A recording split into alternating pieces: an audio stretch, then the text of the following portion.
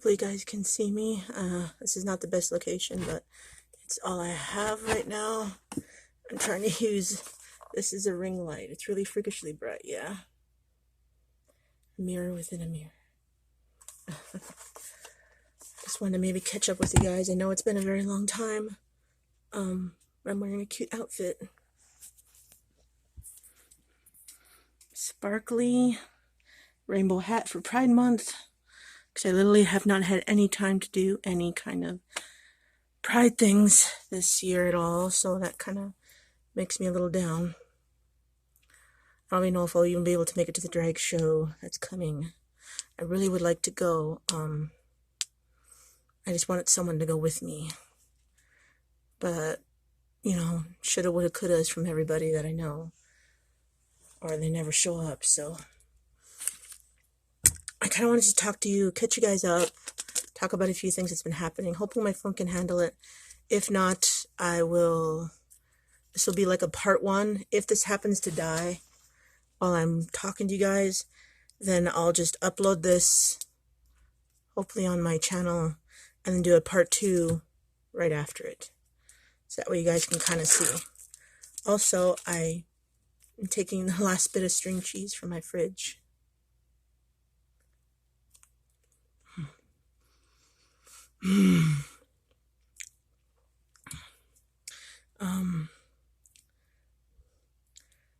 You know that Talk Life thing? Well, I don't know if I even talked about the Talk Life in the last one. Since I'm at a guilt, anxiety, and rising shame, I literally stopped going to my therapist because I couldn't find rides to it. I can't go on weekends because the buses didn't go that way. I needed money to take the bus, and I could not find rides. Everyone was so busy all the time. And plus, the only person I knew who was taking me was Casey, and she works nearly all the time trying to take care of her own house and her kids and a bit of Fancy and the dogs and hopefully herself. So I literally again felt kind of left out and forgotten. When I needed to go to an appointment, I literally forgot it by accident. I literally, honest to truth, I forgot it by accident. And I just stopped going. No one ever called. Stacy didn't call or leave me a message. So I kind of felt like she was mad at me. So I just stopped going altogether. My family's, oh, just go back to therapy, maybe you go back to therapy. I was like, I would like to, despite the couple minutes long of really high levels of anxiety and panic. And yet the sense of relief afterwards. But I would need a ride there and back.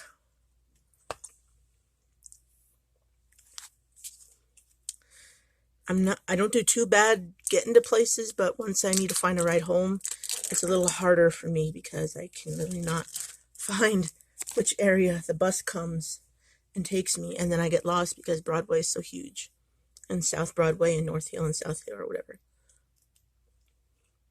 But anyway, I wanted to find something else to help because I don't do things on Facebook because like 95% of my family are on there. So I can't do Facebook a whole lot. The only thing I'll ever do on Facebook is talking about my art or my dreams. Or doing like big paragraphs long of what if situations.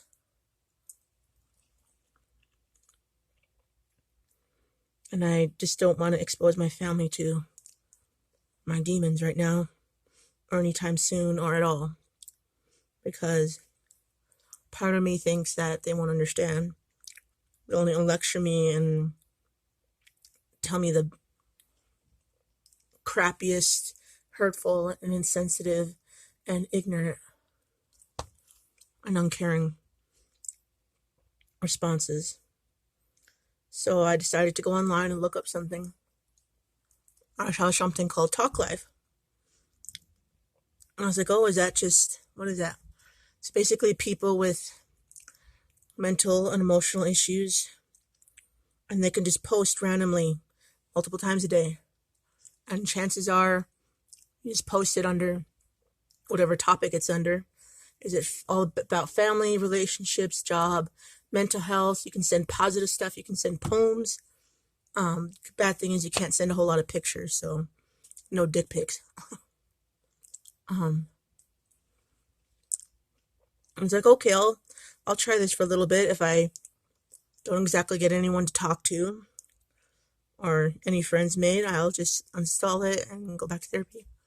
And it actually started to work. I started posting stuff when I feel at my worst, or something that my family has done, or something that my friends has done, or in my life, or when those bad thoughts just come pooping out the other corner or the other hole. And people actually started talking to me, and like I filled up my biography and some things about me, and then I was allowed maybe like 5 pictures. So I posted like a bunch of pictures of my artwork. And then every now and again, I still do it right now. There's this girl that I just got done finishing another drawing of Vocaloid. Hopefully you guys know about that by now. I've made 2 Vocaloids, a triple upgrade of the Hatsune Miku. Mine is like Atsune something something. She has really long purple hair and a bluish purple outfit mixed with silver. And I drew my own boy Vocaloid. He means like a strong mountain, strong bridge, or something like that. And I made top songs for both of them. But I think it'd be really cool if I could somehow like make the songs with it, with a dubstep beat and some music and some 2 or 3 people singing. And I was like, I made this last song. I made my last Vocaloid, and out of all these songs that I make, along with my poetry and my story writing, it'd be really cool if I could figure out how to sing it, because I think it's pretty much just with a voice synthesizer or a techno application or something, and then you just sing it, and then whoever knows how to use that stuff actually just modifies it so your voice is techno nightcore-ish. I want my songs to sound like nightcore music. That's basically much all I want to do. And I have I found a spare notebook among one of my niece's things that she didn't want. I took a bunch of notebooks that I could use for whatever. So one of them was like a purple, kind of smooth, slippery purple plastic cover. And I've been using that to add my songs, because for some reason, like when I was getting close to finishing drawing up my MLP OCs stands for My Little Pony Original Character. As an artist and as an MLP fan myself, for the past 9, 10, 11, 12, 13, 14, 15, 16, 17, 18, 19, about 11 years now, have drawn my own pony characters along with some of my friends. Some of those friends are not my friends anymore due to personal reasons. So anyway, I made a few songs for one character. My first character I made, if you guys want to know who she is and what her song is or backstory, just leave a comment below and I'd be happy to maybe do a video or something, or talk to you guys in comments of who she is. Unfortunately, all the fandomness of MLPRP has pretty much died. So I maybe do some stories or comics about some of my characters, but that's kind of an iffy in the air. If you guys have any tips or ideas on that possible project, my project, do let me know in the comments below. Anyway, she's like, oh, that'd be so cool, doing an actual song that you actually written. I'm so jealous. And she was giving me nice comments and everything, and it felt really nice because for the last couple months, I haven't received a whole lot of positive motivation or inspiration. My family has been quite rude and avoidance of me ever since I turned down this Hobby Lobby interview. Now get this, I'm an artist and I thought it'd be cool to have a job at Hobby Lobby because it's the only artist-like store I've been to besides Gyrie's, because Gyrie's is all the way in downtown Denver in Colorado. Hobby Lobby's is right in the middle of town, relatively. And I thought it'd be really cool. It's sort of easy to get to, and it wouldn't be that hard, stocking stuff, helping carry stuff from the truck and everything. I just wasn't sure. Now, I've applied for that place about 2 or 3 times waiting for a job. I thought about part-time during school just because the teachers are literally pressurizing me, you got to get a job in order to pay for all this. And I was like, I've known about this financial stuff, everything. Ever since I was in high school, they talked about it. But I would need someone's help and a financial professional to help me with this. So whenever I get a job, I can start figuring it out and planning and then doing it. So that way I'm not in this situation right now. But the family has done nothing for me except, with credit cards, you gotta do this and this. Whenever I had a simple, small, crappy question about credit cards, they would answer it, but they wouldn't help me with anything else. Granted, my aunt finally got me to replace my new card, and I put a new password on there. So I have at least like a few bucks on my card right now, enough for it to stay open. And I'm still job hunting right now, but all I've gotten from family is, we're pissed off at you. We're really frustrated and confused that you didn't take the job. As a job is a job. You got to take what you can find. And the only thing that irritated me more is my 16-year-old niece, who I know also has been wanting a job. I was just hoping she would work hard at it, at putting in applications, dropping them off, and when she gets a call, she goes on from there and hopes she does well. She wanted a job so bad that instead of helping me with a dishwasher job like my brothers promised, they took her in for a quick interview with their boss. My older brother doesn't work at Applebee's anymore, but my brother Matthew does. And he all of a sudden gave her the job. So now she works at Applebee's as a dishwasher person and kind of helps with closing, I guess, or opening or whatever it is. And I was really irritated because they forgot about me. They didn't bother helping me with any of my jobs, but yet they helped her.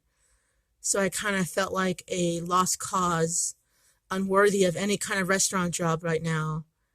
And I didn't want a job where anyone else is working, really.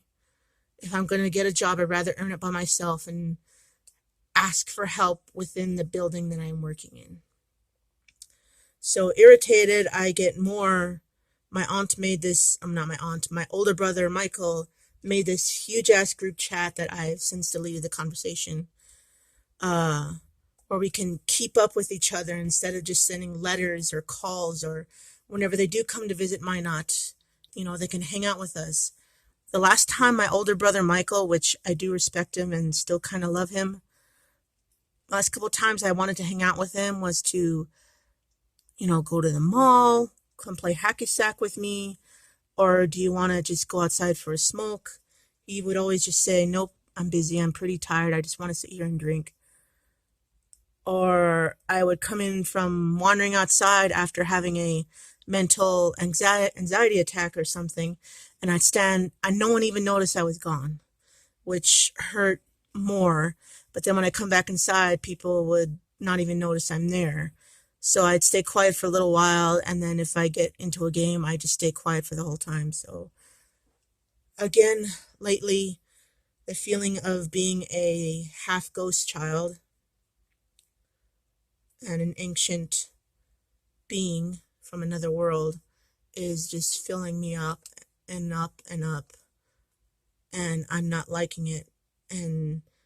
But yet it's something I'm very used to, and I don't know what to do about it. Because when my brother had a talk with me when my little nieces were here one night, I kind of wish they had gone in the bedroom for this, but they're right there in the living room. And you guys hopefully know of my house tour video that I did. The connection between the kitchen and the living room is very small. There's like maybe this much space between the love seat and the dining area. and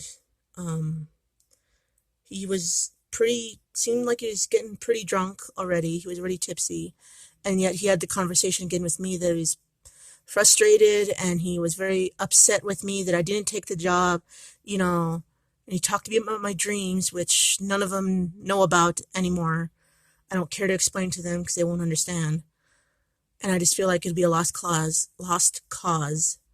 And he's like, well, in order for you to be able to pay for your art supplies and your art studio and everything, you got to have money. Basically, it felt like he was talking to me as if I didn't know any of this stuff, that I was retarded, that I was a child, and it irritated me even more. And I was starting to literally get upset, and I tried to explain to him, is like, I know all this stuff. I really do. I was trying not to raise my voice, and I really wanted to. I was literally this close to crying and breaking down. But I was trying to hold it in until the conversation was done. And I was like, I know a job is important. I really, really do. Like, to the bottom of my frickin' soul, I know that it's important. It's part of society, it's part of everyday life, but it's also another worry. It's a lot of pressure and, and everything. But I was also saying I'm trying to also get out of the box, like my aunt told me.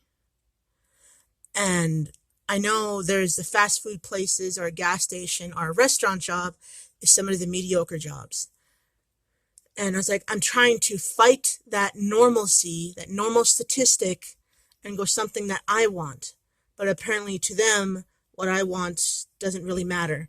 So again, that hurt even more, that none of my attempts at doing something that I want for me and not what society, what they want me to converse to, doesn't matter to them. So I was feeling more hurt, and I was like, okay, I'm just going to go outside to the little bench. It's like a little smoking area on the opposite side of our building. There's a gated, a door like the front door, so I brought my keys and a sketchbook and pen and everything, and I just sat there and I just started sobbing I wanted to sob so much louder, but there was people, and the conversation got done at like 11:53. So I took drawing stuff and my phone, and I just went out to the back onto the bench. I don't want to cry in a video. I just started sobbing, and I was like, okay, I can't cry alone in the middle of the dark like this at night. I can't do this. This is not the proper time. We are way more stronger than this. So I reached out to my friends, like a person with mental health issues and emotional abuse issues should. So I started reaching out to my friends. Granted, a lot of the friends I have on Facebook aren't really my friends anymore. I'm really tempted to do a friend list cleanup. So the two friends that know me the most on Facebook is my friend Sean and my friend Tyler. Tyler is a trans man who is trying to be a man or a woman. I couldn't quite remember, but he looks also very like a man, has way more issues than I do, but I thought about just contacting those two first. I also contacted my boyfriend Dan to see if he'd be able to console me, and I knew it wouldn't be right away. That'd be really, really helpful and so kind if it was right away. I was like, I know he's probably busy with finishing up gaming or adult stuff, so I was like, I'll wait and go see if either one of them are on. And I talked to Sean. Usually Sean's the one I've opened up a lot of my sexuality stuff to. And we talked, and we're both MLP fans. He's a good friend, though I still think he has more of a emotional, sexual crush on me, but I can't let him in because of his anger issues. And he tried to make a joke like, oh, I'm sorry that happened. Buck up. You can't say stuff like that. And I was like, that really felt like a real crushing blow that he would say something like that. And I was like, really? Seriously? It really felt like, again, he didn't take what I was going through at the moment as serious and something that was really affecting me because how my family was treating me. And it felt like he made amusement out of it. And then all of a sudden he made a thing after, like a few seconds after, oh, that was a joke. Oh, that was a joke. I didn't mean that. Geez, take a joke. And I was like, So basically, you're making fun of me. And I know my friend Sean is going through some deeper stuff, that he's losing a family to cancer. And his mom is also very sick, and he's really depressed and unhappy. But I don't believe that you should ever let your